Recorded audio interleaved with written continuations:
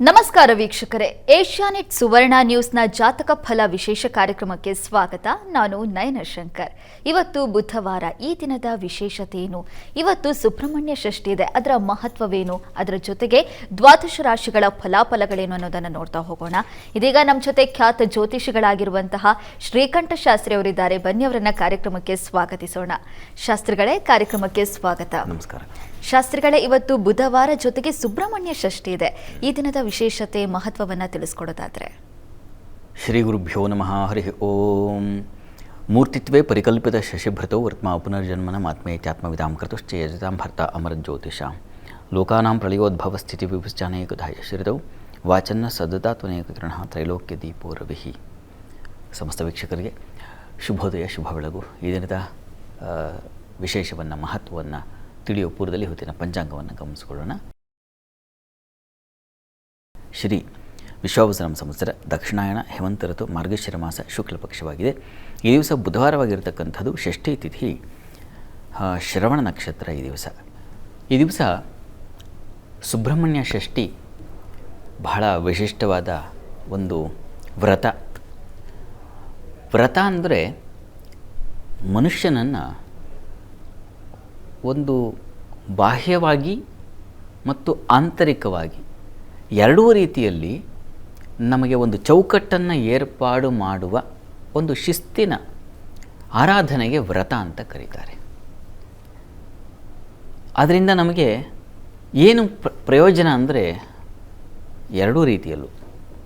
ಒಂದು ಲೌಕಿಕ ಬಯಕೆಗಳು, ನಮಗೆ ಯಾವುದೋ ಒಂದು ಬಯಕೆ ಆಸೆ ಇರುತ್ತೆ. ಆ ಆಸೆ ಈಡೇರಿಸಿಕೊಳ್ಳೋದಕ್ಕೆ ಪರಮಾತ್ಮನ ಅನುಗ್ರಹ ಬೇಕಾಗಿರುತ್ತೆ. ತನ್ಮೂಲಕ ನಾವು ಒಂದು ಆರಾಧನೆಗೆ, ಒಂದು ವ್ರತಕ್ಕೆ ಹೀಗೆ ನಾವು ಸಿದ್ಧ ಮಾಡಿಕೊಳ್ತೀವಿ.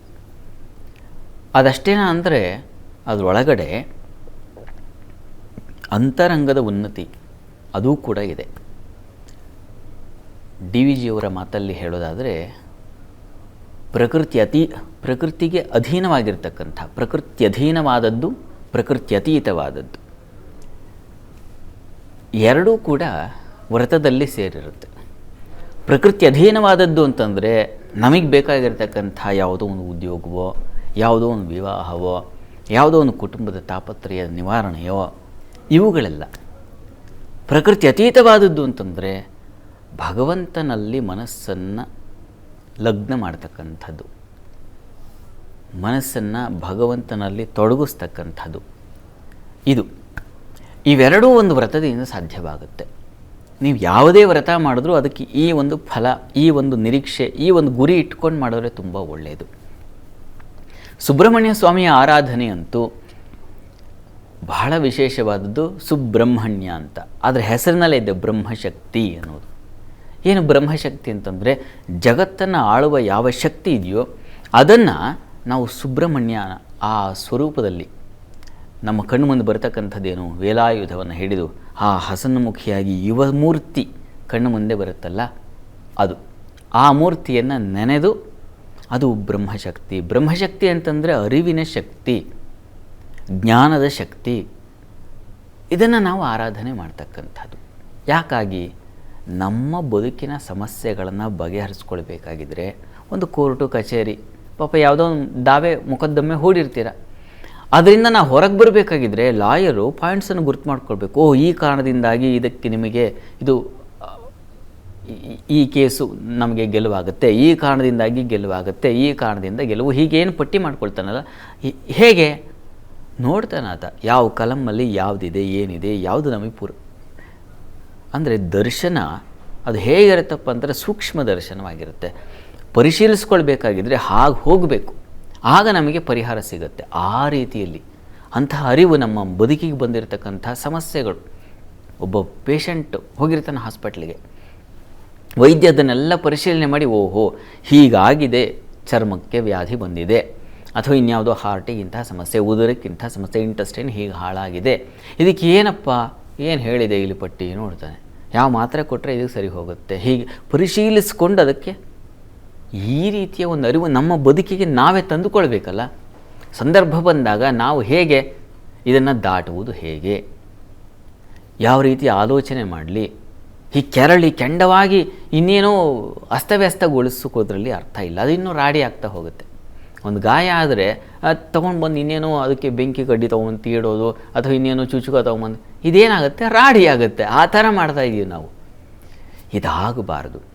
ಸಂದರ್ಭವನ್ನು ದಾಟುವಾಗ ನಾವು ಶಾಂತವಾಗಿದ್ದುಕೊಂಡು, ಸಮಸ್ಯೆ ಗೊತ್ತಿದೆ, ತಲೆ ಸುಡ್ತಾ ಇದೆ, ಮೈ ಸುಡ್ತಾ ಇದೆ, ಇನ್ನೇನೋ ಗೊತ್ತಿದೆ, ಆದರೂ ಕೂಡ ಅಂಥದ್ದೊಂದು ತಾಳ್ಮೆ ಬೇಕಾಗುತ್ತೆ. ಅದಕ್ಕೆ ಭಗವದ್ ಅನುಗ್ರಹ ಬೇಕು. ಆ ರೊಚ್ಚಿಗೆ ಹೇಳದ ಹಾಗೆ, ರಾಡಿ ಮಾಡಿಕೊಳ್ಳದ ಹಾಗೆ, ಮನಸ್ಸನ್ನು ದೇಹವನ್ನು ಕದಡಕೊಳ್ಳದ ಹಾಗೆ ನಾವು ಒಂದು ಸ್ಥಿರ ಪ್ರಜ್ಞೆ ಇದು ಬೇಕಾಗುತ್ತೆ. ಇದಕ್ಕಾಗಿ ಆರಾಧನೆಗಳು, ವ್ರತಗಳು ತುಂಬ ನಮಗೆ ಸಹಾಯ ಮಾಡುತ್ತೆ. ಸುಬ್ರಹ್ಮಣ್ಯ ಸ್ವಾಮಿಯ ಆರಾಧನೆ ಈ ಎಲ್ಲ ವಿಷಯಗಳಿಂದ ನಾವು ಗೆಲ್ಲಬೇಕಾಗಿದ್ದರೆ, ಇವುಗಳಲ್ಲಿ ನಾವು ಇದರಲ್ಲಿ ನಾವು ಗೋಲ್ಡ್ ಮೆಡಲ್ ತೊಗೋಬೇಕು. ವಸ್ತುತಃ ಓದ್ದೆ, ಚೆನ್ನಾಗಿ ಬರದೆ, ಎಕ್ಸಾಮು ಏನೋ 3 ಗಂಟೆ ಅಲ್ಲರಿ, ನೀವು 1 ವರ್ಷ ಓದಿರ್ತಕ್ಕಂಥ 3 ಗಂಟೆಯಲ್ಲಿ ನೀವು ಬರೆಯೋದು ಸಾಧ್ಯವಾ? ಹಾಗಾದರೆ ವರ್ಷ ಇಡೀ ಓದಿದ್ದು ಏನು? ಕೇವಲ ಒಂದು 12 ಪ್ರಶ್ನೆಗೆ ಉತ್ತರ ಅಷ್ಟೇನಾ? ಹಾಗಲ್ಲ ಬದುಕು. ಪ್ರತಿ ಕ್ಷಣ, ಪ್ರತಿ ದಿವಸ, ಪ್ರತಿ ಸಂದರ್ಭಗಳು ನಮಗೆ ಪರೀಕ್ಷೆ. ಅದನ್ನು ಹೇಗೆ ನಾನು ಗೋಲ್ಡ್ ಮೆಡಲ್ ಪಾಸ್ ಆಗ್ತೀನಿ, ಹೇಗೆ ನಾನು ತುಂಬ ಚೆನ್ನಾಗಿ ಇದನ್ನು ದಾಟ್ತೀನಿ ಬೇರೆಯವರಿಗಿಂತ, ಅದು ಬಹಳ ಮುಖ್ಯವಾಗಿ ಬೇಕಾಗಿರುತ್ತೆ. ಈ ದೃಷ್ಟಿಯಲ್ಲಿ ಸುಬ್ರಹ್ಮಣ್ಯನ ಆರಾಧನೆ ತುಂಬ ಸಹಾಯ ಮಾಡುತ್ತೆ. ಯಾಕೆಂದರೆ ಅವನು ಗುಹ ಅಂತ ಕರೀತಾರೆ ಅವನನ್ನು. ಗೂಢತೆ, ಎಲ್ಲೋ ಅಡಗಿಕೊಂಡಿರ್ತಕ್ಕಂಥದ್ದು, ಅದು ನಮ್ಮ ಕಣ್ಣಿಗೆ ಕಾಣಿಸ್ಬೇಕಲ್ಲ, ಅದಕ್ಕೆ ಒಂದು ಅತೀಂದ್ರಿಯ ಶಕ್ತಿ ಬೇಕಾಗುತ್ತೆ. ಈ ಕಣ್ಣಿಂದ ಕಾಣ್ತಾ ಇಲ್ಲಪ್ಪ ನನಗೆ, ತಡ್ರಿಗೆ ಒಂದು ಸೂಕ್ಷ್ಮದರ್ಶಕ ತಗೋತೀನಿ, ಏನೊಂದು ದುರ್ಬೀನ್ ತಗೋಗಿ, ಏನಂತಾರೆ ಅದನ್ನು, ಸೂಕ್ಷ್ಮದರ್ಶಕ ಯಂತ್ರದಲ್ಲಿ ಕಾಣಬೇಕಾಗತ್ತೆ.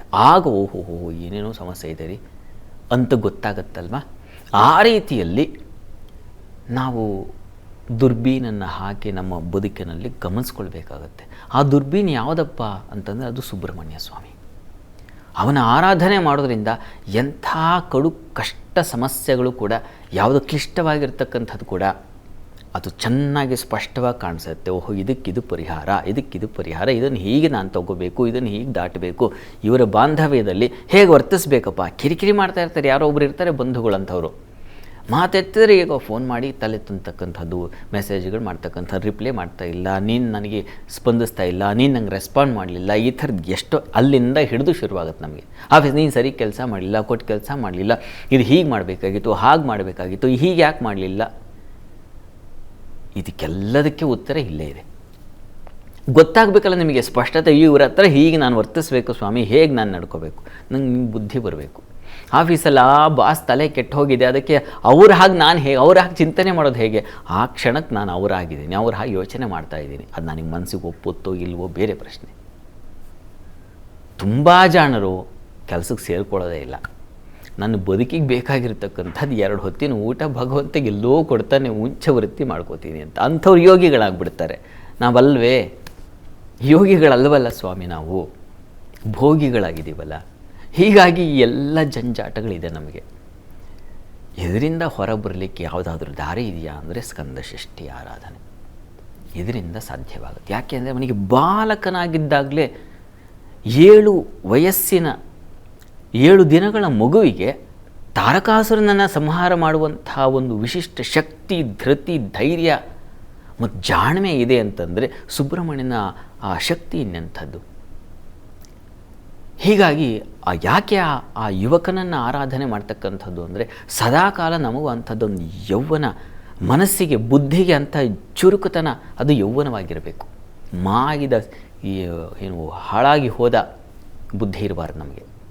ವೃದ್ಧ ಬುದ್ಧಿ ಇರಬಾರ್ದು, ಚಿರ ಯುವಕ ಬುದ್ಧಿ ಇರಬೇಕು.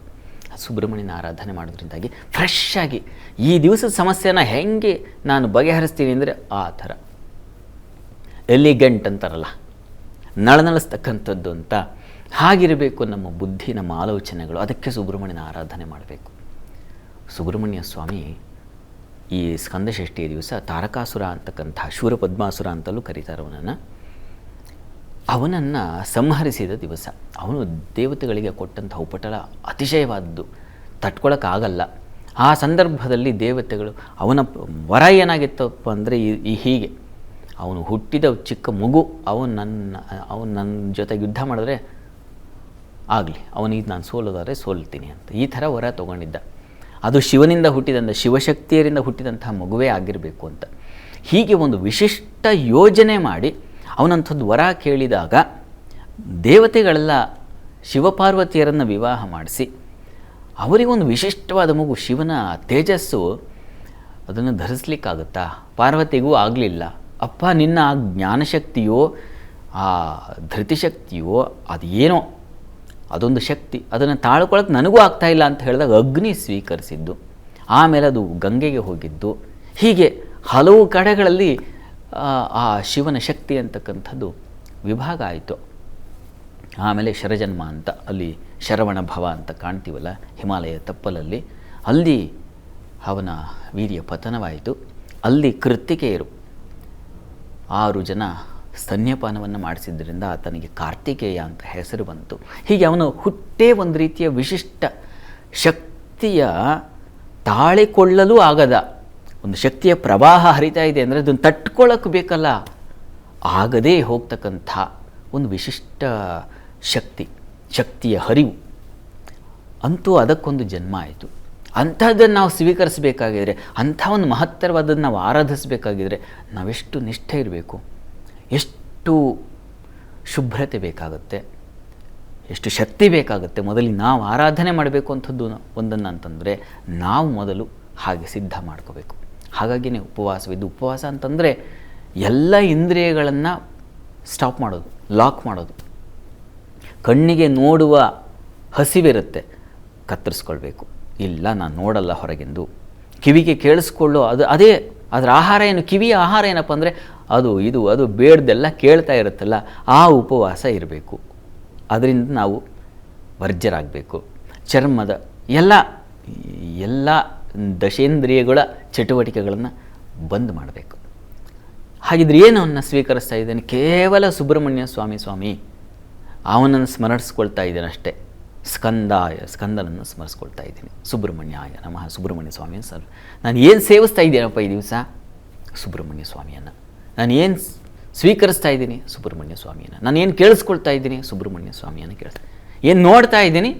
ಸುಬ್ರಹ್ಮಣ್ಯನಿಗೆ ಆಗ್ತಕ್ಕಂಥ ಆ ದಿವ್ಯ ಮಂಗಳ ಅಭಿಷೇಕವನ್ನು ಕಣ್ತುಂಬಿಕೊಂಡು ಅವನನ್ನೇ ನಾನು ಹೊಂದಿಬಿಟ್ಟಿದ್ದೀನಿ.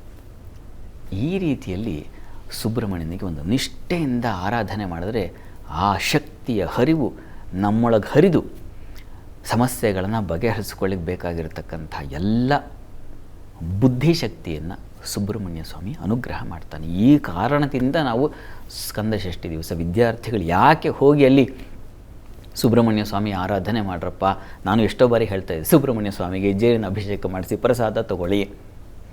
ಯಾಕೆ ಅಂದರೆ ಆ ಶಕ್ತಿಯ ಹರಿವು ಆಗಿದೆ. ಇದು ನಮಗೆ ಗೊತ್ತಾಗಬೇಕಾಗಿದ್ದರೆ ಆ ಸುಬ್ರಹ್ಮಣ್ಯ ಸ್ವಾಮಿಯ ಮಹತ್ವ ನಮಗೆ ಗೊತ್ತಾಗಬೇಕು, ಅವನ ಶಕ್ತಿ ಏನು ಅನ್ನೋದು ಗೊತ್ತಾಗಬೇಕು.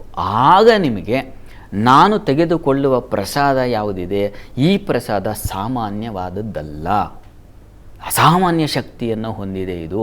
ಇದು ತಗೊಂಬಿಟ್ರೆ ಸಾಕು, ನನ್ನ ಸಮಸ್ಯೆ ಪರಿಹರಿಸ್ಕೊಳ್ಳೋಕೆ ಇನ್ಯಾರೋ ಬೇಕಾಗಿಲ್ಲ, ನನಗೆ ಆ ಶಕ್ತಿ ಬಂದ್ಬಿಡುತ್ತೆ. ಈ ದೃಷ್ಟಿ ಬೇಕಾಗುತ್ತೆ. ಸುಬ್ರಹ್ಮಣ್ಯ ಸ್ವಾಮಿಯ ಆರಾಧನೆಯನ್ನು ಎಷ್ಟು ವರ್ಷದಿಂದ ಮಾಡ್ತಾ ಬಂದಿದ್ದೀನಿ, ಉಪವಾಸ ಇದ್ದೀನಿ. ಎಷ್ಟೋ ಬ್ರಹ್ಮಚಾರಿಗಳಿಗೆ ನಾನು ಈ ದಿವಸ ಬಡಿಸಿ ವಸ್ತ್ರ ಕೊಟ್ಟು ಇನ್ನೇನೋ ಪೂಜೆ ಮಾಡಿ, ಇದೆಲ್ಲ ಇದೆಯಲ್ಲ ಕ್ರಮ. ಈ ಕ್ರಮದ ಜೊತೆಗೆ ನೀವು ಇದನ್ನು ಮಾಡುವ ಜೊತೆಗೆ ಸುಬ್ರಹ್ಮಣ್ಯನನ್ನು ನಾನು ಈ ಎಲ್ಲ ಬಗೆಯಲ್ಲೂ ಆರಾಧಿಸ್ತಾ ಇದ್ದೀನಿ. ಒಂದು ವಟುವನ್ನು ಮನೆಗೆ ಕರೆದು ಕಾಲು ತೊಳೆದು ಭೋಜನ ಸಂಪೂರ್ಣವಾಗಿ ಊಟ ಬಡಿಸಿ ವಸ್ತ್ರ ದಕ್ಷಿಣೆ ಇತ್ಯಾದಿಗಳನ್ನು ಕೊಟ್ಟು ನಾನು ಏನು ಮಾಡ್ತಾ ಇದ್ದೇನೆ, ಸುಬ್ರಹ್ಮಣ್ಯ ಸೇವೆಯನ್ನು ಈ ಬಗೆಯಲ್ಲಿ ಮಾಡ್ತಾಯಿದ್ದೀನಿ. ಅವನು ಸಿಕ್ಕಿಲ್ವಲ್ಲಪ್ಪ, ಅವನು ಸಿಕ್ಕಿಲ್ಲ ಅಲ್ಲ, ನನಗೆ ಈ ರೂಪದಲ್ಲಿ ನಾನು ಕಾಣ್ತಾ ಇದ್ದೀನಿ, ತನ್ನ ಮೂಲಕ ನಾನು ಪಡೆದಿದ್ದೀನಿ. ಈ ಭಾವನೆ ಬಹಳ ಮುಖ್ಯವಾಗಿ ಬೇಕಾಗುತ್ತೆ. ಈ ದೃಷ್ಟಿಯಲ್ಲಿ ಸುಬ್ರಹ್ಮಣ್ಯನ ಆರಾಧನೆ ಮಾಡಿ ಸ್ಕಂದಷಷ್ಠಿ ಸಂಪೂರ್ಣ ಸಂಪನ್ನವಾಗುತ್ತೆ ನಿಮ್ಮ ಪಾಲಿಗೆ. ನಿಮ್ಮ ಸಮಸ್ಯೆಗಳನ್ನು ನೀವೇ ಬಗೆಹರಿಸಿಕೊಳ್ಳೋ ವಿಶೇಷ ಬ್ರಹ್ಮಶಕ್ತಿ ನಿಮಗೆ ಬರುತ್ತೆ. ಬರೀ ಸಮಸ್ಯೆಗಳಷ್ಟೇ ಅಲ್ಲ, ಬದುಕನ್ನೂ ದಾಟಿಕೊಂಡು ಆ ಶಾಂತ ಆನಂದ ಸ್ಥಿತಿ ಇದೆಯಲ್ಲ, ಅದನ್ನೂ ತಲುಪಲಿಕ್ಕೆ ಒಂದು ದಿವ್ಯ ಮಾರ್ಗ, ಅದು ಸುಬ್ರಹ್ಮಣ್ಯನ ಆರಾಧನೆ. ಹೀಗಾಗಿ ತಾವೆಲ್ಲ ಈ ದೃಷ್ಟಿಯಲ್ಲಿ ಈ ಒಂದು ಸ್ಥಿರವಾದ ಸಂಕಲ್ಪವನ್ನು ಇಟ್ಟುಕೊಂಡು ತಾವು ಆರಾಧಿಸಿ. ಸುಬ್ರಹ್ಮಣ್ಯನ ಅನುಗ್ರಹ ಅತ್ಯಂತ ಶೀಘ್ರದಲ್ಲಿ ತಮಗಾಗಲಿ. ಶಾಸ್ತ್ರಿಗಳೇ, ದ್ವಾದಶ ರಾಶಿಗಳಲ್ಲಿ ಮೊದಲ 6 ರಾಶಿಗಳ ಇವತ್ತಿನ ಫಲಾಫಲ ತಿಳಿಸೋದಾದರೆ? 12 ರಾಶಿಗಳ ಫಲಾಫಲ ತಿಳಿಯುವ ಮುನ್ನ ಈ ಹೊತ್ತಿನ ಗ್ರಹ ಸ್ಥಿತಿಯನ್ನು ಗಮನಿಸ್ಕೊಳ್ಳೋದಾದರೆ, ಕರ್ಕಟಕ ರಾಶಿಯಲ್ಲಿ ಗುರು ಇರತಕ್ಕಂಥದ್ದು, ಸಿಂಹರಾಶಿಯಲ್ಲಿ ಕೇತುವಿನ ಸ್ಥಿತಿಯನ್ನು ಕಾಣ್ತಾ ಇದ್ದೀವಿ. ಇನ್ನು ಶುಕ್ರ ಬುಧರ ಯುತಿಯನ್ನು ನೋಡ್ತಾ ಇದ್ದೀವಿ. ಅದು ತುಲಾ ರಾಶಿಯಲ್ಲಿ ಶುಕ್ರನ ಸಂಕ್ರಮಣ ಇದೆ ಈ ದಿವಸ. ಶುಕ್ರ ಈ ವೃಶ್ಚಿಕ ರಾಶಿಯನ್ನು ಪ್ರವೇಶ ಮಾಡ್ತಾನೆ. ವೃಶ್ಚಿಕ ರಾಶಿಯಲ್ಲಿ ಅಲ್ಲಿ ರವಿ ಮತ್ತು ಕುಜರ ಯುತಿಯನ್ನು ಈಗಾಗಲೇ ಕಾಣ್ತಾ ಇದ್ದೀವಿ. ಇನ್ನು ಚಂದ್ರಮಾಂದಿಯರು ಒಟ್ಟಾಗಿದ್ದಾರೆ, ಅದು ಮಕರ ರಾಶಿಯಲ್ಲಿ. ಕುಂಭ ಮೀನುಗಳಲ್ಲಿ ರಾಹು ಶನೈಶ್ಚರನ್ನು ಕಾಣ್ತೀವಿ. ಹೀಗಿರುವಾಗ 12 ರಾಶಿಗಳ ಫಲಾಫಲ ಏನು ತಿಳಿತಾ ಹೋಗೋಣ. ಮೊದಲಿಗೆ ಮೇಷರಾಶಿ. ಮೇಷರಾಶಿಯವರಿಗೆ ನೋಡಿ, ಧನಾಧಿಪತಿ ಸಪ್ತಮಾಧಿಪತಿಯಾಗಿರತಕ್ಕಂತಹ ಶುಕ್ರನ ಸಂಕ್ರಮಣ ಈ ದಿವಸ ಅಷ್ಟಮಕ್ಕೆ ಹೋಗ್ತಾ ಇದ್ದಾನೆ. ಸ್ವಲ್ಪ ಹುಷಾರಾಗಿರಬೇಕು. ಹಣಕಾಸಿನ ವ್ಯತ್ಯಾಸ ಆಗ್ತಕ್ಕಂಥದ್ದು, ದಾಂಪತ್ಯದಲ್ಲಿ ಸ್ವಲ್ಪ ಮನಸ್ತಾಪ, ಭಿನ್ನಾಭಿಪ್ರಾಯಗಳು, ಜಗಳ, ಈ ರೀತಿಯ ಒಂದು ಸಾಧ್ಯತೆ ಇದೆ. ಹೀಗಾಗಿ ಬಹಳ ಎಚ್ಚರಿಕೆ ಬೇಕು. ವಿದ್ಯಾರ್ಥಿಗಳಿಗೆ ಮನಸ್ಸು ಚಂಚಲವಾಗಿಬಿಡ್ತಕ್ಕಂಥದ್ದು, ಸ್ವಲ್ಪ ಕೋಪ ತಾಪ ಅವುಗಳು ಸೇರ್ಪಡೆ ಆಗ್ತಕ್ಕಂಥದ್ದು, ಬೇಡದರ ಆಕರ್ಷಣೆಗೆ ಒಳಗಾಗ್ತಕ್ಕಂಥದ್ದು, ಈ ರೀತಿಯಲ್ಲಿ ಒಂದು ಸ್ವಲ್ಪ ತೊಡಕನ್ನು ಸೂಚಿಸ್ತಾ ಇದೆ. ವೃತ್ತಿಯಲ್ಲೂ ಈ ದಿವಸ ಚಂದ್ರ ನೋಡಿ ಮಾಂದಿಯುಕ್ತನಾದಾಗ ಸ್ವಲ್ಪ ಕೆಲಸಗಳಲ್ಲಿ ವಿಘ್ನಗಳು, ತೊಡಕುಗಳು ಸಾಧ್ಯತೆ ಸೂಚಿಸ್ತಾ ಇದೆ. ಗುರು ದೃಷ್ಟಿ ಇದೆ ಎಲ್ಲಿಗೆ, ಈ ಚಂದ್ರಮಾಂದಿಯರಿಗೆ. ಹೀಗಾಗಿ ಆತಂಕ ಬೇಡ. ಸ್ನೇಹಿತರು, ಬಂಧುಗಳ ಸಹಕಾರ ತಗೊಳ್ಳಿ, ಅನುಕೂಲ ಆಗುತ್ತೆ. ಕೃಷಿಕರಿಗೆ ತುಂಬ ಚೆನ್ನಾಗಿದೆ, ಅನುಕೂಲದ ವಾತಾವರಣ ಇದೆ. ಬಂಧುಗಳಿಂದ, ಮಿತ್ರರಿಂದ ತುಂಬ ಸಹಾಯ ಕೂಡ ಇದೆ. ಹೀಗೆ ಸ್ವಲ್ಪ ಹಾಗೆ ಹೀಗೆ ಇದೆ. ಪ್ರಾರ್ಥನೆಗೆ ದಿವಸ ಅಮ್ಮನವರ ಸನ್ನಿಧಾನಕ್ಕೆ ಈ ದಿವಸ ಅಕ್ಕಿ ಹಾಗೂ ಅವರೆಕಾಳು ಇವೆರಡನ್ನು ದಾನ ಮಾಡಿದ್ರೆ ತುಂಬ ಒಳ್ಳೆಯದು. ಇನ್ನು ವೃಷಭ ರಾಶಿ. ವೃಷಭ ರಾಶಿಯವರಿಗೆ ನಿಮ್ಮ ರಾಶಿ ಅಧಿಪತಿ ಸಪ್ತಮಕ್ಕೆ ಹೋಗ್ತಾ ಇದ್ದಾನೆ. ಈ ದಿವಸ ದಾಂಪತ್ಯದಲ್ಲಿ ಸ್ವಲ್ಪ ಮನಸ್ತಾಪವೋ ಭಿನ್ನಾಭಿಪ್ರಾಯವೋ ಸಾಧ್ಯತೆ ಇದೆ. ಸ್ವಲ್ಪ ಹುಷಾರಾಗಿರಿ. ಮತ್ತು ನಿಮ್ಮ ಮನಸ್ಸು ಸ್ವಲ್ಪ ಚಿತ್ತೋತ್ಥ ಸ್ಥಾನ, ಅದು ಆ ಮನಸ್ಸು ಕೆರಳುವ ಸ್ಥಾನ. ಕೆರಳು ಈಗ ಗಾಯ ಮಾಡಿಕೊಳ್ಳು, ಇಷ್ಟೊತ್ತು ಹೇಳಿದ್ದೀನಿ. ನಾವು ಯಾವ ಥರ ನಮ್ಮ ಸಮಸ್ಯೆಗಳಿಂದಾಗಿ ನಾವು ಹಾಳು ಮಾಡ್ಕೊಳ್ತೀವಿ ಜೀವನನ ಅಂತ, ಆ ರೀತಿಯ ಒಂದು ಸಾಧ್ಯತೆ ಇದೆ. ಈ ಕಾರಣದಿಂದಾಗಿ ನೀವು ಬಹಳ ಎಚ್ಚರಿಕೆಯಿಂದ ಇರಬೇಕು. ಸುಬ್ರಹ್ಮಣ್ಯನ ಆರಾಧನೆ ತಪ್ಪದೇ ಮಾಡಬೇಕು ಈ ದಿವಸ ತಾವು. ಇನ್ನು ಕೆಲಸ ಕಾರ್ಯಗಳಲ್ಲಿ ಅನುಕೂಲ ಇದೆ, ಆತಂಕ ಬೇಡ ಈ ದಿವಸ. ಆದರೂ ಸ್ವಲ್ಪ ಎಚ್ಚರಿಕೆ ಬೇಕು. ತಂದೆ ಮಕ್ಕಳಲ್ಲಿ ಸ್ವಲ್ಪ ಭಿನ್ನಾಭಿಪ್ರಾಯಗಳು, ಮನಸ್ತಾಪಗಳನ್ನು ಸೂಚಿಸ್ತಾ ಇದೆ. ಧೈರ್ಯ ಇದೆ, ಸಾಹಸ ಕಾರ್ಯಗಳಿದ್ದಾವೆ, ಎಲ್ಲ ಚೆನ್ನಾಗಿದೆ. ಆದರೆ ಇದು ಏನು ಬಯಕೆಗಳು ನಿಮ್ಮನ್ನು ಸ್ವಲ್ಪ ಹಾಳು ಮಾಡಬಹುದು. ಹೀಗಾಗಿ ಒಂದು ಕಂಟ್ರೋಲ್ ಬೇಕಾಗುತ್ತೆ, ಒಂದು ಶಿಸ್ತು ಬೇಕಾಗುತ್ತೆ. ಆ ನಿಟ್ಟಿನಲ್ಲಿ ಸುಬ್ರಹ್ಮಣ್ಯನ ಆರಾಧನೆಯನ್ನು ಮಾಡಿ. ಇನ್ನು ಮಿಥುನ ರಾಶಿ. ಮಿಥುನ ರಾಶಿಯವರಿಗೆ ಈ ದಿವಸ ನಿಮಗೆ ಕರ್ಮಸ್ಥಾನ ಚೆನ್ನಾಗಿದೆ. ಹೀಗಾಗಿ ವೃತ್ತಿಯಲ್ಲಿ ಯಾವುದೇ ತೊಡಕುಗಳು, ತೊಂದರೆಗಳು ಇಲ್ಲ. ವೃತ್ತಿಯಲ್ಲಿ ವಿಶೇಷವಾದ ಅನುಕೂಲ ಕಾಣ್ತೀರಾ. ಮಾತಿನ ಬಲ ಚೆನ್ನಾಗಿದೆ. ಕುಟುಂಬ ಸೌಖ್ಯ ಚೆನ್ನಾಗಿದೆ. ವ್ಯಯಾಧಿಪತಿ ಪಂಚಮಾಧಿಪತಿ ಆದಂತಹ ಶುಕ್ರ ಆತ ಹೋಗೋದು 6ನೇ ಮನೆಗೆ. ಹೀಗಾಗಿ ಹಣಕಾಸಿನ ವಿಚಾರದಲ್ಲಿ, ಸಾಲದ ವಿಚಾರದಲ್ಲಿ ಸ್ವಲ್ಪ ಹುಷಾರಾಗಿದೆ. ಹೆಣ್ಣುಮಕ್ಕಳ ಸ್ತ್ರೀಯರು ವ್ಯವಹಾರ ಮಾಡ್ತಾಯಿದ್ದಾರೆ, ಸ್ವಲ್ಪ ಹುಷಾರು. ಈ ದಿವಸ ವಾಗಾಧಿಪತಿ ಅಷ್ಟಮದಲ್ಲಿದ್ದಾನೆ ಮಂದಿ ಜೊತೆಗೆ. ಹೀಗಾಗಿ ಮಾತಿನಿಂದ ಯಾವುದೋ ಪ್ರಾಮಿಸ್ಸು ಇತ್ಯಾದಿ ಇವುಗಳಿಂದಾಗಿ ತೊಂದರೆ ಸಿಕ್ಕಾಕೊಳ್ಳೋ ಸಾಧ್ಯತೆ ಇದೆ. ಹೀಗಾಗಿ ಸ್ವಲ್ಪ ಹುಷಾರು. ಸ್ತ್ರೀಯರು ಬಹಳ ಎಚ್ಚರಿಕೆಯಿಂದ ಇರಬೇಕು. ಒಂದು ಸೋಲನ್ನು ಅನುಭವಿಸುವ ಲಕ್ಷಣ ಸೂಚಿಸ್ತಾ ಇದೆ. ಇದರ ನಿವಾರಣೆಗೆ ನೀವು ತಪ್ಪದೇ ದುರ್ಗಾ ಸನ್ನಿಧಾನದಲ್ಲಿ ಒಂದು ವಿಶೇಷ ಅಭಿಷೇಕ ಮಾಡಿಸಿ. ಇನ್ನು ಕರ್ಕಟಕ ರಾಶಿ. ಕರ್ಕಟಕ ರಾಶಿಯವರಿಗೆ ದಿವಸ ಕೆಲಸ ಕಾರ್ಯಗಳಲ್ಲಿ ಚೆನ್ನಾಗಿದೆ. ಸಂಪೂರ್ಣ ಹೆಚ್ಚಿನ ಅನುಕೂಲ ಕಾಣಲಿಕ್ಕೆ ಅವಕಾಶಗಳಿದ್ದಾವೆ. ಧೈರ್ಯ, ಸಾಹಸ ಇದೆ. ದಾಂಪತ್ಯದಲ್ಲಿ ಅನುರಾಗ, ಸಾಮರಸ್ಯ ಖಂಡಿತ ಚೆನ್ನಾಗಿದೆ. ಮಾಂದ್ಯೂ ಇದೆ. ಹೀಗಾಗಿ ಸ್ವಲ್ಪ ಹುಷಾರು. ಕೆಲವೊಮ್ಮೆ ದಾಂಪತ್ಯದಲ್ಲೂ ಯಾರು ತುಂಬ ಆತ್ಮೀಯರೋ ಅವ್ರ ಜೊತೆಗೆ ಅತಿಯಾದ ಒಲವು, ಪ್ರೀತಿ ಅದು ಕೂಡ ಸ್ವಲ್ಪ ತೊಂದರೆ ಮಾಡಿಬಿಡೋ ಸಾಧ್ಯತೆ ಇರುತ್ತೆ. ಹಾಗಾಗಿ ಅತಿರೇಕಕ್ಕೆ ಹೋಗಬಾರ್ದು, ಹುಷಾರು, ಗಮನ ಇಟ್ಕೊಳ್ಳಿ. ಇನ್ನು ಈ ದಿವಸ ಶುಕ್ರನ ಸಂಕ್ರಮಣ ನಿಮ್ಮ ಪಾಲಿಗೆ ಕರ್ಮಾಧಿಪತಿ ಚತುರ್ಥಕ್ಕೆ ಹೋದರೆ ಒಳ್ಳೆಯದು. ಲಾಭಾಧಿಪತಿ ಪಂಚಮಕ್ಕೆ ಬರ್ತಾ ಇದ್ದಾನೆ, ಒಳ್ಳೆಯದು. ಲಾಭವನ್ನು ಕಾಣ್ತೀರಾ. ಮಕ್ಕಳಿಂದ ವಿಶ್ವಾಸ, ಮಕ್ಕಳಿಂದ ಅನುಕೂಲ, ಅವರಿಂದಾಗಿ ಅನುಕೂಲ ಇತ್ಯಾದಿ ಎಲ್ಲ ಚೆನ್ನಾಗಿದೆ. ಸಹಕಾರ ಇತ್ಯಾದಿ ಕಾಣ್ತೀರಾ. ಪ್ರಾರ್ಥನೆಗೆ ದಿವಸ ನೀವು ಅದೇ ಸುಬ್ರಹ್ಮಣ್ಯ ಹಾಗೂ ವಲ್ಲಿ ಆರಾಧನೆ, ಸುಬ್ರಹ್ಮಣ್ಯ ಸ್ವಾಮಿ ಮಡದಿ ಅಂತ ಒಂದು ಕಥೆ. ಹೀಗಾಗಿ ಆ ಪ್ರಾರ್ಥನೆ ಮಾಡಿದ್ರೆ ಅನುಕೂಲ. ಇನ್ನು ಸಿಂಹರಾಶಿ. ಸಿಂಹರಾಶಿಯವರಿಗೆ ಕರ್ಮಾಧಿಪತಿ ನೋಡಿ ಚತುರ್ಥಕ್ಕೆ ಬರ್ತಾ ಇದ್ದಾನೆ. ಸಹೋದ್ಯೋಗಿಗಳ ಸಹಕಾರ ಇತ್ಯಾದಿ ಕಾಣಲಿಕ್ಕೆ ಅವಕಾಶ ಇದೆ. ವಸ್ತ್ರ ವ್ಯಾಪಾರಿಗಳಿಗೆ ಹೆಚ್ಚಿನ ಅನುಕೂಲ ಚೆನ್ನಾಗಿದೆ. ಈ ಯಾವುದನ್ನು ಕಾಸ್ಟ್ಯೂಮ್ ಡಿಸೈನ್ ಅಂತೀವೋ ಆ ಕ್ಷೇತ್ರಗಳಲ್ಲಿ ಇರೋರಿಗೆ ತುಂಬ ಚೆನ್ನಾಗಿದೆ. ಕೃಷಿಕರಿಗೆ ತುಂಬ ಚೆನ್ನಾಗಿದೆ. ಈ ದಿವಸ ನಿಮಗೆ ಮುಖ್ಯವಾಗಿ ಚಂದ್ರಮಾಂದಿಯರು ಶ್ರೇಷ್ಠದಲ್ಲಿದ್ದಾರೆ. ಹೀಗಾಗಿ ಸಾಲ ಈ ವಿಚಾರದಲ್ಲಿ ಹೆಣ್ಣುಮಕ್ಕಳು ಸ್ವಲ್ಪ ಹುಷಾರಾಗಿರಿ. ತೊಂದರೆಗೆ ಸಿಕ್ಕಾಕೊಳ್ಳೋ ಸಾಧ್ಯತೆ ಸೂಚಿಸ್ತಾ ಇದೆ. ಹೀಗಾಗಿ ಹುಷಾರು. ಇನ್ನು ಈ ದಿವಸ ಸ್ವಲ್ಪ ಆರೋಗ್ಯದಲ್ಲೂ ಸ್ವಲ್ಪ ಏರುಪೇರು ಆಗ್ತಕ್ಕಂಥ ಲಕ್ಷಣ ಸೂಚಿಸ್ತಾ ಇದೆ. ಆರೋಗ್ಯದ ಕಡೆ ಗಮನ ತೆಗೆದುಕೊಳ್ಳಿ. ಉಳಿದ ಹಾಗೆ ನಿಮಗೆ ಈ ದಿವಸ ಬುಧ ಬಲ ಚೆನ್ನಾಗಿದೆ. ಸಹೋದರ ಸೇವಕರಿಂದ ಸಹಾಯ ಇತ್ಯಾದಿ ಅನುಕೂಲ ಇದೆ. ಪ್ರಾರ್ಥನೆಗೆ ದಿವಸ ಅಮ್ಮನವರ ಸನ್ನಿಧಾನಕ್ಕೆ ಸ್ವಲ್ಪ ಅಕ್ಕಿ ಸಮರ್ಪಣೆ ಮಾಡಿ, ಅನುಕೂಲ ಆಗುತ್ತೆ. ಇನ್ನು ಕನ್ಯಾ ರಾಶಿಯವರಿಗೆ ದಿವಸ ನಿಮಗೆ ವೃತ್ತಿಯಲ್ಲಿ ಬಹಳ ವಿಶೇಷವಾದ ಅನುಕೂಲ. ಈ ಬರವಣಿಗೆ, ಲಿಪಿ ಮತ್ತು ಶಾಸ್ತ್ರಜ್ಞರು, ಇನ್ಯಾವುದೋ ಅಕೌಂಟ್ಸ್ ರಿಲೇಟೆಡ್ ಆಗಿರ್ತಕ್ಕಂಥ ಕ್ಷೇತ್ರಗಳು ಅಲ್ಲೆಲ್ಲ ತುಂಬ ಚೆನ್ನಾಗಿದೆ. ಹೆಚ್ಚಿನ ಅನುಕೂಲ ಕಾಣಲಿಕ್ಕೆ ಅವಕಾಶ ಇದೆ. CA ಇತ್ಯಾದಿ ಮಾಡ್ಕೊಂಡಿರ್ತಕ್ಕಂಥವ್ರಿಗೆ ತುಂಬ ಚೆನ್ನಾಗಿದೆ ಈ ದಿವಸ. ಧನಾಧಿಪತಿ ತೃತೀಯಕ್ಕೆ ಹೋಗ್ತಾನೆ. ಹೀಗಾಗಿ ಸಹೋದರ ಸೇವಕರಿಂದ ಸ್ವಲ್ಪ ಮಟ್ಟಿಗೆ ಸಹಕಾರಗಳು ಸಿಗ್ತಕ್ಕಂಥದ್ದು ಆ ರೀತಿಯಲ್ಲಿದೆ. ಇನ್ನು ಈ ದಿವಸ ಸ್ವಲ್ಪ ಬುದ್ಧಿ ಮಂದವಾಗಿರೋ ಸಾಧ್ಯತೆ. ಯಾಕೆಂದರೆ ಚಂದ್ರನ ಜೊತೆಗೆ ಮಂದಿ ಸೇರಿದಾಗ ಬುದ್ಧಿ ಇಡುತ್ತೆ. ಹೀಗಾಗಿ ಹೆಣ್ಮಕ್ಳು ಸ್ವಲ್ಪ ಹುಷಾರಾಗಿರಿ. ಮಕ್ಕಳ ಜೊತೆಗೆ ಸ್ವಲ್ಪ ಕಿರಿಕಿರಿ, ವಾದ, ಚರ್ಚೆ ಇವುಗಳು ಜಾಸ್ತಿ ಆಗುತ್ತೆ. ಕೆಲಸ ಕಾರ್ಯಗಳಲ್ಲಿ ತುಂಬ ಚೆನ್ನಾಗಿದೆ, ಅನುಕೂಲವಾಗಿದೆ. ಪ್ರಾರ್ಥನೆಗೆ ದಿವಸ ಸುಬ್ರಹ್ಮಣ್ಯ ಪ್ರಾರ್ಥನೆಯನ್ನು ಮಾಡಿ. ಇನ್ನು ತುಲಾರಾಶಿಯವರಿಗೆ ರಾಶ್ಯಾಧಿಪತಿ ದ್ವಿತೀಯದಲ್ಲಿ ಸಂಚರಿಸುತ್ತಾನೆ ಇವತ್ತಿನಿಂದ. ಹೀಗಾಗಿ ಹಣಕಾಸಿನ ಸಮೃದ್ಧಿ ಇತ್ಯಾದಿ ಕಾಣಲಿಕ್ಕೆ ಅವಕಾಶ ಇದೆ. ನಿಮಗೂ ಕೂಡ ವಸ್ತ್ರಾಭರಣ ವ್ಯಾಪಾರಿಗಳಿಗೆ, ವಸ್ತ್ರಾಲಂಕಾರ ವ್ಯಾಪಾರಿಗಳಿಗೆ ತುಂಬ ಚೆನ್ನಾಗಿದೆ. ಹಣಕಾಸಿನ ಸಮೃದ್ಧಿ ಕಾಣ್ತೀರಾ. ದಿವಸ ವೃತ್ತಿಯಲ್ಲಿ ದಿವಸ ಸ್ವಲ್ಪ ಹುಷಾರು, ಎಚ್ಚರ ವಹಿಸಿ. ತುಂಬ ಆತ್ಮೀಯರು, ಸಹಾಯ ಮಾಡ್ತಕ್ಕಂಥವರು ಸಹಾಯ ಮಾಡೋದಿಲ್ಲ, ಹಾಗಾಗ್ಬಿಡುತ್ತೆ ಈ ದಿವಸ. ಆದರೆ ಮಂದಿ ದೃಷ್ಟಿ ಇರೋ ಕಾರಣದಿಂದ ಗುರುವಿದ್ದಾನಲ್ಲ ಅಂತಂದರೆ ತೊಂದರೆ ಇಲ್ಲ, ಮಧ್ಯಮ ಸ್ತರದಲ್ಲಿದೆ. ತೀರಾ ಕೆಟ್ಟದ್ದು ಅಂತಲ್ಲ, ತೀರಾ ಒಳ್ಳೆಯದು ಅಂತಲ್ಲ, ತೊಂದರೆ ಇಲ್ಲ. ಆದರೆ ನಡೆಯುತ್ತೆ, ಯೋಚನೆ ಮಾಡಬೇಡಿ. ಪ್ರಯಾಣದ ಸ್ವಲ್ಪ ಎಚ್ಚರ ವಹಿಸಿ. ಸ್ತ್ರೀಯರು, ಹೆಣ್ಮಕ್ಳು ಪ್ರಯಾಣದಲ್ಲಿ ಸ್ವಲ್ಪ ಜಾಗ್ರತೆ ಬೇಕು, ಅದನ್ನು ಸೂಚಿಸ್ತಾ ಇದೆ. ಮತ್ತು ಕೃಷಿಕರು ಸ್ವಲ್ಪ ವಿಷಜಂತುಗಳ ಭಯ, ನೀರಿನ ಸಮೀಪದಲ್ಲಿ ಓಡಾಡುವಾಗ ಸ್ವಲ್ಪ ಹುಷಾರು, ಎಚ್ಚರ ವಹಿಸಿ. ಇಷ್ಟೆಲ್ಲ ಗಮನ ತಗೋಬೇಕು. ಪ್ರಾರ್ಥನೆಗೆ ದಿವಸ ನೀವು ದುರ್ಗಾ ಕವಚ ಹೇಳ್ಕೊಳ್ಳೋದು ಬಹಳ ಒಳ್ಳೆಯದು. ಇನ್ನು ವೃಶ್ಚಿಕ ರಾಶಿಯವರಿಗೆ ಈ ದಿವಸ ವ್ಯಯಾಧಿಪತಿ ಶುಕ್ರ ಬರ್ತಾ ಇದ್ದಾನೆ ಜನ್ಮಕ್ಕೆ ಅಂತಂದರೆ ವ್ಯಯ ಹೆಚ್ಚಾಗುತ್ತೆ. ಪುರುಷರಿಗೆ ಸ್ತ್ರೀಯರಿಂದ ಹೆಚ್ಚಿನ ಖರ್ಚು, ಅವರಿಗೇನೋ ಕೊಡಿಸ್ತೆ, ಇವರಿಗೇನೋ ಕೊಡಿಸ್ತೆ, ಈ ಥರ ಖರ್ಚು ಮಾಡೋದು ಜಾಸ್ತಿ ಆಗಿಬಿಡುತ್ತೆ. ಇದು ಸ್ವಲ್ಪ ವೃತ್ತಿಯಲ್ಲಿ ಕೆಲಸ ಕಾರ್ಯಗಳಲ್ಲಿ ಅನುಕೂಲ ಚೆನ್ನಾಗಿದೆ, ಆತಂಕ ಬೇಡ. ಈ ದಿವಸ ವಿವಾಹಾದಿ ಭಾಗ್ಯಗಳಿಗೆ ಅನುಕೂಲ ಉಂಟಾಗ್ತಕ್ಕಂಥದ್ದು. ಇಷ್ಟು ದಿವಸ ಏನಾದರೂ ಪ್ರಯತ್ನ ಮಾಡ್ತಾಯಿದ್ರೆ ಆ ಪ್ರಯತ್ನಕ್ಕೊಂದು ಫಲ, ರಿಪ್ಲೈ ಬರ್ತಕ್ಕಂಥದ್ದು, ಈ ಥರದ ಚೆನ್ನಾಗಿದೆ, ತೊಂದರೆ ಇಲ್ಲ. ಹೆಣ್ಮಕ್ಕಳಿಗೆ ಸ್ವಲ್ಪ ಭಯ, ಆತಂಕದ ವಾತಾವರಣ ಸೂಚಿಸ್ತಾ ಇದೆ. ಈ ಕಾರಣದಿಂದ ಸುಬ್ರಹ್ಮಣ್ಯ ಆರಾಧನೆ ಮಾಡಿ, ಸುಬ್ರಹ್ಮಣ್ಯ ಸನ್ನಿಧಾನದಲ್ಲಿ ಒಂದು ಅಭಿಷೇಕ ಮಾಡಿಸಿ. ಇನ್ನು ಧನುರಾಶಿಯವರಿಗೆ ದಿವಸ ಕೆಲಸ ಕಾರ್ಯಗಳಲ್ಲಿ ತುಂಬ ಚೆನ್ನಾಗಿದೆ. ವೃತ್ತಿಯಲ್ಲಿ ಬಹಳ ವಿಶೇಷವಾದ ಅನುಕೂಲ.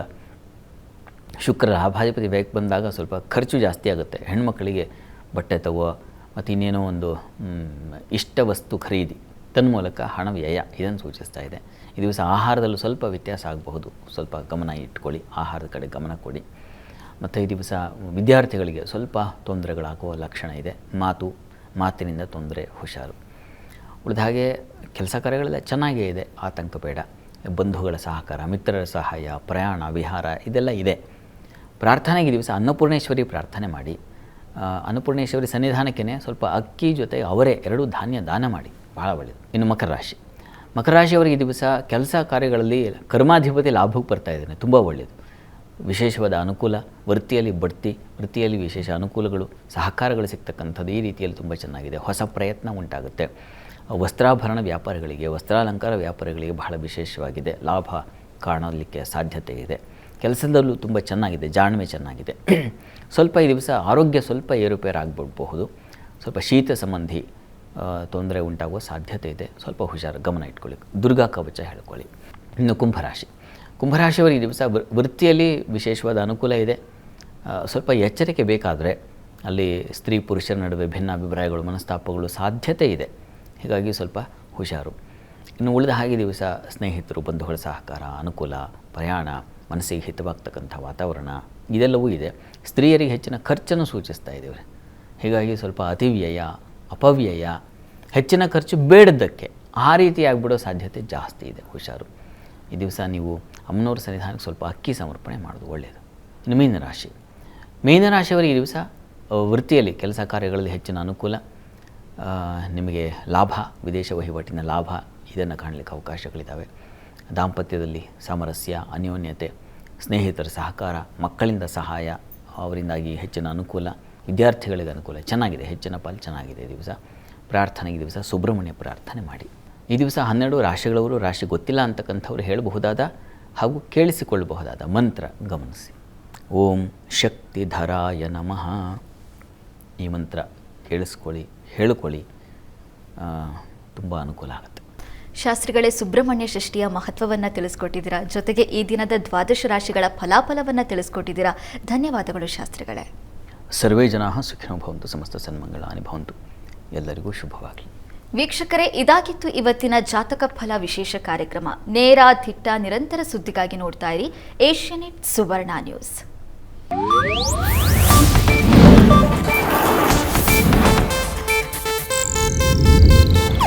ಇದು ಏಷ್ಯಾನೆಟ್ ನ್ಯೂಸ್ ನೆಟ್ವರ್ಕ್ ಪ್ರಸ್ತುತಿ.